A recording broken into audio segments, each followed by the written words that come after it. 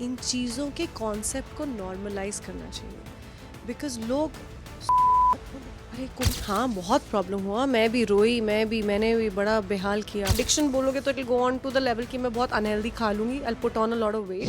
Hello guys, welcome to Telly Masala. This is me Ambika Singh और मेरे साथ ही है बहुत ही गॉर्जियस दलजीत, जिनसे मैं बहुत दिनों बाद मिल रही हूँ। सबसे पहले तो ये बताइए, कैसी हैं आप? मैं अब ठीक हूँ, थैंक यू। चिट्टा वे आ रहा है, आपका नया फिल्म है ये, बहुत सारे मैसेजेस के साथ आ रहा है। सबसे पहले तो ये बताइए, कमबैक है आपका ये, अगर मैं सही वर्ड में इस्तेमाल करूँ। काफ़ी लंबे समय के बाद आपने शूटिंग एक्सपीरियंस किया होगा, कैमरा फेस किया होगा। कैसा था सब कुछ, और इतना ज़्यादा सेंसिटिव टॉपिक जो आपने सिलेक्ट किया, कैसे? आई थिंक चिट्टा वे एक बहुत ही एम्बिशियस प्रोजेक्ट है और मेरे लिए एज एन एक्टर बहुत प्राउड फीलिंग है कि मैं एक ऐसे शो का पार्ट बन पाई।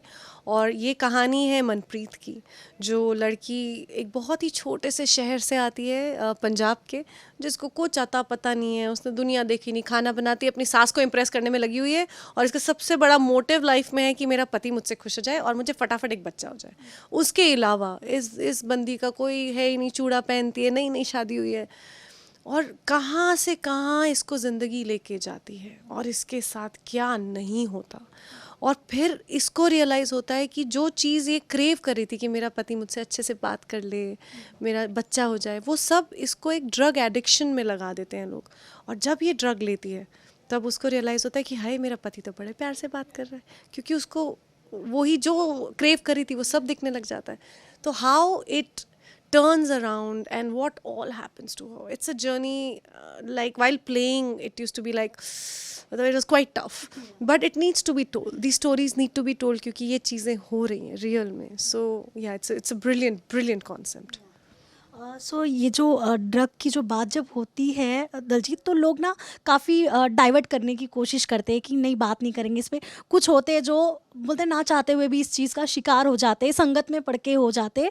और कई बार ऐसा होता है कि लोग कहते हैं कि हाँ, मैं डिप्रेशन में था, डिप्रेशन में थी, इसके वजह से मैंने कंज्यूम करना स्टार्ट किया। आपने तो आपकी लाइफ में, मैंने जितना देखा है, आपने बहुत सारे स्टेजेस, वो बोलते हैं ना, एक जो दुख होता है, बहुत ज़्यादा दुख होता है, आपने हर वो स्टेजेस पार किए। कभी आपके साथ ऐसा हुआ, किसी ने सजेस्ट किया हो कि यार थोड़ा सा ये कंज्यूम कर ले, शायद तेरा वो जो मतलब अंदर जो चीज़ें चल रही है वो डाइवर्ट हो जाएंगी? आपको, आई एम श्योर बहुत सारे ऐसे होते ही हैं फ्रेंड्स लोग। कभी आपके साथ हुआ ये? इसको आंसर देने से पहले ना आई वुड लाइक टू से कि सोसाइटी को ड्रग्स, मैरिज, डिवोर्स, डिप्रेशन, इन चीज़ों के कॉन्सेप्ट को नॉर्मलाइज करना चाहिए। बिकॉज लोग सुसाइड मत बोलो, अरे कोकेन मत बोलो, हैश मत बोलो, अरे बोलो। जब बोलोगे तो नॉर्मलाइज होगा कि ये चीज़ें हैं, आपकी आंख बंद करने से चीज़ें नहीं जा रही हैं। तो नॉर्मलाइज करना हमारी सोसाइटी को बहुत ज़रूरी है। इंडिया में आधे लोग इस चक्कर में चीज़ें शायद सॉल्व नहीं कर पाते क्योंकि वो पड़ोसी या अपने किसी को रीच आउट ही नहीं करते कि शायद किसी का बच्चा या बेटी आपको पता चला कि ड्रग्स कर रही है। आप बताओगे, नहीं बताया तो चाची क्या बोलेगी, वो क्या बोलेगा। आपने बताया नहीं तो आपने अपने उसमें मार मार के शायद बेटी का हाल बेहाल कर दिया। आपने सोल्यूशन ढूंढा ही नहीं। जाओ बोलो कि भैया मेरी बेटी ये कर रही है, इसको मुझे क्या करूं। तो मुझे ऐसा लगता है कि ये बहुत ज़रूरी है कि पहली बात तो ना, ये टैबूज अपने दिमाग में बनाओ नहीं, क्योंकि आपके नहीं बोलने से ऐसा नहीं है कि ये हो नहीं रहा। अगर आप किसी के पड़ोसी के बच्चे को देखते हो करते हुए तो ये मत बोलो हाँ पता है सो एंड सो की बेटी या बेटा ही कर रहा है। नहीं, जाओ उनकी मम्मी को बोलो, पापा को बोलो, देखो ऐसा है, उनको कुछ करना मत, लेकिन इसका सोल्यूशन ढूंढो, कहाँ से आ रहा है ये देखो, कितना घुसा हुआ है उस चीज़ में वो देखो। हमें as a society we need to stand up for each other, not pull each other down. आज किसी के साथ हो रहा है, कल आपके साथ भी होगा। ये इतना ज़्यादा अवेलेबल है, ये कोकेन हो गया, ड्रग हो गया, 10 जो भी नाम है, ये सब चीज़ें ऐसे बिकती हैं, इतने इतने ऐसे कहीं भी मिलती हैं, कहाँ नहीं मिल रहा है आजकल यार। तो ये चीज़ें जेन्यूनली हैं। तो कल आप बोलोगे हाँ देखा उनकी तो ना परवरिश अच्छी नहीं है, इसलिए देखो उनका बेटा क्या कर रहा है, आपको नहीं पता आपके घर में कौन कर रहा है। तो stand up for them so they stand up for you, and totally as a society we need to look out for each other, क्योंकि ये पेडलर्स हर जगह हैं, इट्स अ फैक्ट। बट मेरा क्वेश्चन आपसे ये था, क्या आपको कभी किसी ने सजेस्ट किया कि हाँ भाई ये अच्छा है, एटलीस्ट तो थोड़े टाइम के लिए अच्छा फील करेगी? इनडायरेक्टली आई थिंक हिंट ज़रूर मिले हैं मुझे, but I think in a way I am very very shielded with my family, with my loved ones. तो आई थिंक वो कभी, आई थिंक वो तब होता है शायद, या तो आपके वो अवेयरनेस ना हो, आपको लगता है शायद ये हेल्प करे. मुझे पता है ये सब चीज़ें हेल्प ही नहीं कर सकती. I have to help myself by working, by getting out, by fighting back. So I am anyways a very strong person. I would rather fight than go. I definitely do go through. मेरा सबसे ज़्यादा अगर addiction बोलोगे तो it will go on to the level कि मैं बहुत unhealthy खा लूँगी. I'll put on a lot of weight. But I will never harm myself with doing drugs or committing suicide or doing something like that. I would never do that. Never. So but हाँ ये I think एक but ज़्यादा touch wood कभी ऐसा इतना experience तो नहीं हुआ है मुझे. किसी ने ऐसे इतनी डेयरिंग तो नहीं की है मेरे साथ. बट आपने ऐसा कुछ ट्राई करने का सोचा कभी कि हाँ थोड़ा सा ट्राई करके देखूं? Like I said, I'm very strong. And thankfully, I love my life. I love what I do. I love my parents. I have not, like my son, I have too many motivations to live and I love my life. सो ऐसा कुछ वो कोई desperation किसी भी level की नहीं है. मुझे कभी भी फिल्म स्टार बनने का शौक़ नहीं था, या कभी ऐसा था ही नहीं. तो जब एम्बिशंस बहुत हाई ना हो, जब कोई अरे यार ये नंबर क्यों है, ये मेरा क्यों नहीं आ रहा, मुझे वो है ही नहीं.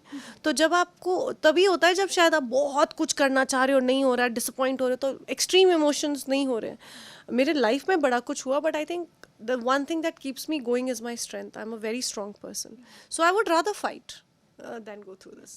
जब आप शूट कर रहे थे ये चिट्टा वे के लिए, दिमाग में क्या कोई चीज़ें चलती थी आपकी? बिकॉज कई बार होता है कुछ शॉट देते हैं ना हम, तो वो हिट कर जाता है. मैं अब बीइंग अ एक्टर आपने बहुत सारे कैरेक्टर्स किए हैं, तो आपसे बेहतर तो कोई नहीं जान सकता. तो जब आप ये चिट्टा वे के लिए आप कर रहे थे तो दिमाग में क्या चल रहा था आपके? बहुत बड़ा चैलेंज था. Like I said, doing a character like this, वैसा लगता है अरे वाह क्या रोल है, बट उसको निभाना एक अलग कहानी है. उसके लिए कैसे पकड़ा जाता है फॉइल को, कैसे जलाते हैं, तो इनहेल करते कितनी देर तक इनहेल करते हैं आप. मतलब मुझे बहुत वीडियोस देखने पड़े मुझे, क्योंकि ये कंफर्ट छोड़ो, ये कभी देखा भी नहीं है, कभी वो वाला क्राउड कभी अपना रहा नहीं. तो वो बहुत गूगल में जाके मैंने फ़ोटोज़ देखा, ये बैठते कैसे हैं, इनका बॉडी लैंग्वेज क्या होता है, डज इट बिकम लूज़, या बहुत स्टिफ होते हैं, या कैसे होता है, ये बैठ के लिया जाता है क्या पे कहाँ. It is a lot of things. और एक्चुअली लगा कि बाप रे ये इतना आसान नहीं है. तो as an actor it was quite challenge, but also it gives you that excitement कि आप पे किसी ने इतना बड़ा ट्रस्ट किया है, that you are playing something like this. और मुझे मनप्रीत की कहानी जस्टिफाई करने के लिए ड्रग एडिक्ट लगना बहुत ज़रूरी था. अगर मैं एडिक्ट ना लगती और मैं बिल्कुल मेकअप लैशेस लगा के अगर ये रोल करती, तो आप कुछ किया ही नहीं हमने. मेकअप ना के बराबर मेकअप है, मतलब करते ही नहीं था. मस्कारा भी होता तो मुझे लगता बोलते नहीं थोड़ा सा, क्योंकि मैं बहुत रोना धोना था.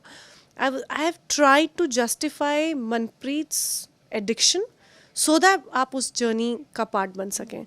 तो बहुत मेहनत लगी. It was very exciting. The whole journey, the whole process was lot of fun.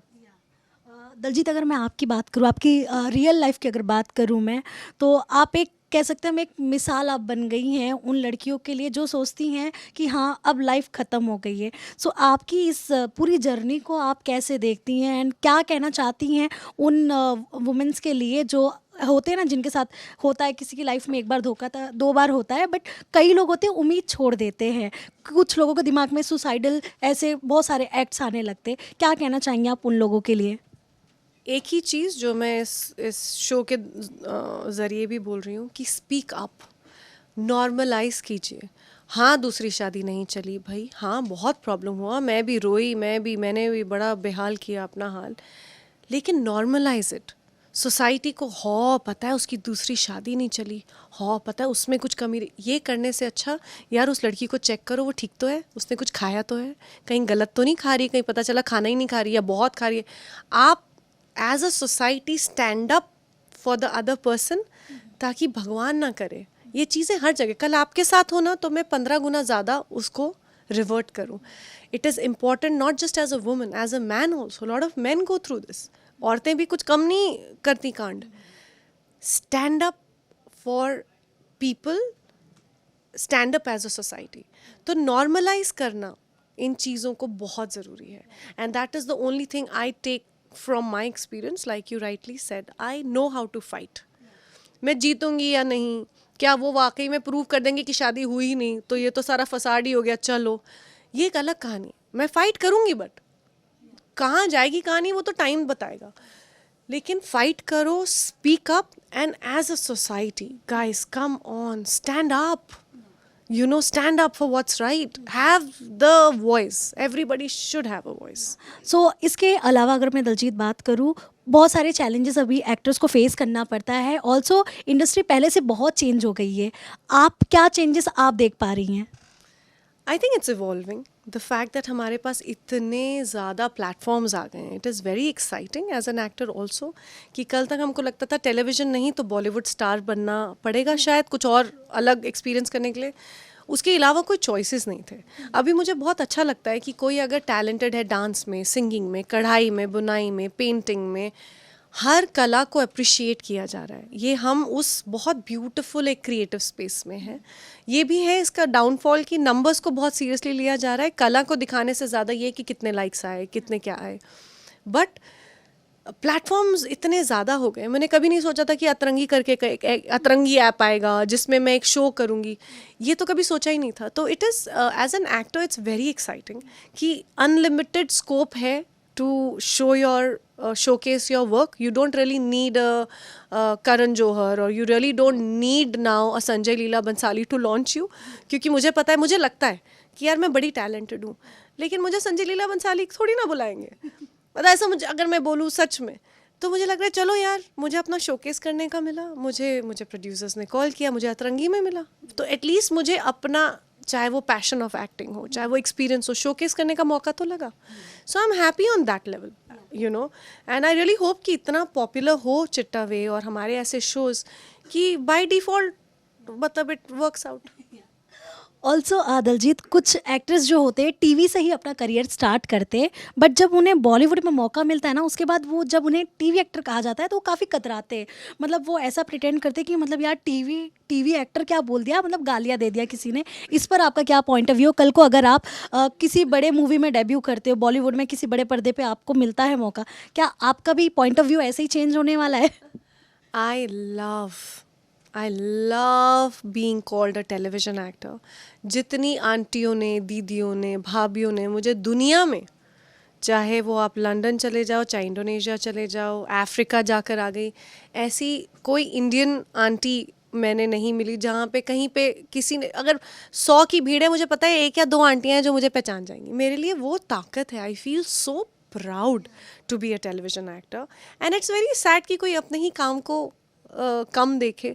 आज मैं बोलूँ यार अतरंगी कौन सा चैनल है, अरे they gave you this opportunity, it's a big channel, for me this is it, ये मेरे संजय लीला बंसाली है भाई, मेरा काम दिख रहा है। हाँ, कल मैं काम अच्छा ना करूँ, चाहे टेलीविजन में कहीं भी, that is a different thing. So I feel so proud. I think मैं कहीं भी चले जाऊँ, मेरा जो सोल है वो एक टेलीविजन जो बहू और वैम्प का है वो ही रहेगा, you know, and of course I'm using my experience, जो भी मैंने सीखा है, हमने टेलीविजन से ही तो सीखा है, so I'm performing here, and if I'm able to today send this message out, it's because I learned so much as a television actor. So आज अगर इससे भी कोई success मिलती है मुझे, it is thanks to television. So lastly message to your fans. Also इतना अच्छा टॉपिक आप लेकर आए हो, क्या कहना चाहोगे? Please watch चिट्टा वे. I think it's a brilliantly put show. हमारी पूरी टीम ने बहुत मेहनत की है, बहुत ही अच्छे किरदार प्ले किए हैं, हमारे बहुत ही अच्छे एक्टर्स मयूर हैं, अमन हैं, they have performed so well in the show. So I really hope कि राजीव सर जो हमारे राइटर और डायरेक्टर हैं, उन्होंने जो ये इतना स्ट्रॉन्ग मैसेज देने की कोशिश की है, उसका सिर्फ ये कारण है कि अवेयरनेस बढ़े, लोग देखें और समझें कि ये वाकई में हो रहा है। आप बोलना चाहें ना बोलना चाहें, ये तो हो रहा है भाई। तो इससे अच्छा है आप इसके बारे में जान जाएं, तो शायद किसी को बचा पाएँ। तो please watch the show, understand how these things are done, and I hope किसी को वो ना झेलना पड़े जो मेरे किरदार ने इस पूरे जर्नी में देखा। So say no to drugs, please say no, and no means no. And lastly अपने कमबैक को लेकर क्या कहना चाहेंगी? I am very excited. इससे अच्छी टाइमिंग नहीं हो सकती थी मेरे लाइफ में, क्योंकि मुझे अपनी इंडस्ट्री के सपोर्ट की बहुत ज़रूरत है। I think it's a reminder कि मैं ज़रूर 2 साल के लिए गायब हुई, लेकिन आई थिंक मेरा जो एक्सपीरियंस है आपको इसमें दिखेगा, and I think I have done a decent job. Good या नहीं वो तो टाइम बताएगा, पर मैंने बहुत मेहनत की है, एंड आई रियली होप कि इस शो को देखा जाए, एंड कोई producers, and I hope that good channels approach me for such more powerful roles, and they see that my experience shows. I really hope so. Thank you so much Daljeet and all the best. ऐसे ही आपका show धमाल कर दे. And मैं इतना ही wish करूँगी कि जो भी आप मैसेज देना चाहती हैं ये कई लोगों तक पहुँचे ताकि ये हेल्पफुल हो लोगों के लिए. Thank you so much and all the best. Thank you for having me. Thank you so much.